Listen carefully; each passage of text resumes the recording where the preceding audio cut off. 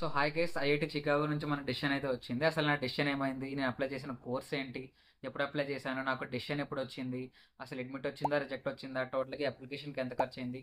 So ఈ complete details ఈరోజు ఈ వీడియోలో మీతో డిస్కస్ అయితే చేసుకోబోతున్నాను. సో ఫస్ట్ నేను అప్లికేషన్ అనేది జాన్ 27th అయితే స్టార్ట్ చేశాను. సో నాకు అప్లికేషన్ అనేది ఇన్విక్టా కన్సల్టెన్సీ ద్వారా అయితే నేను అప్లై చేశాను.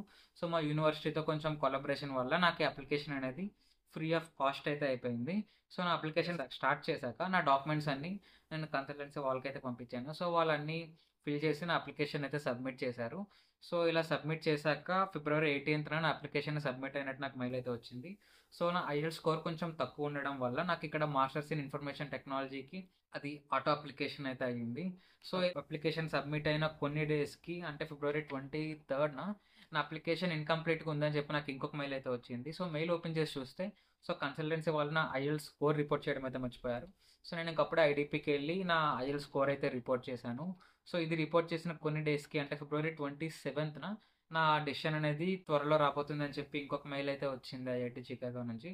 సో ఈ మెయిల్ వచ్చిన నెక్స్ట్ మంత్, అంటే లైక్ మార్చ్ 12th నా అప్లికేషన్ అనేది డిపార్ట్మెంటల్ రివ్యూకి వెళ్ళినట్టు నాకు ఇంకొక మెయిల్ అయితే వచ్చింది. సో మేబీ ఇంకొక 2 weeksలో నా డెసిషన్ అయితే వచ్చేస్తుంది అయితే అనుకున్నా. సో అనుకున్నట్టుగానే మార్చ్ 22nd మనకి ఐఐటి చికాగో నుంచి మన డెసిషన్ అయితే వచ్చింది. And finally we got and admit into information technology in IIT Chicago also.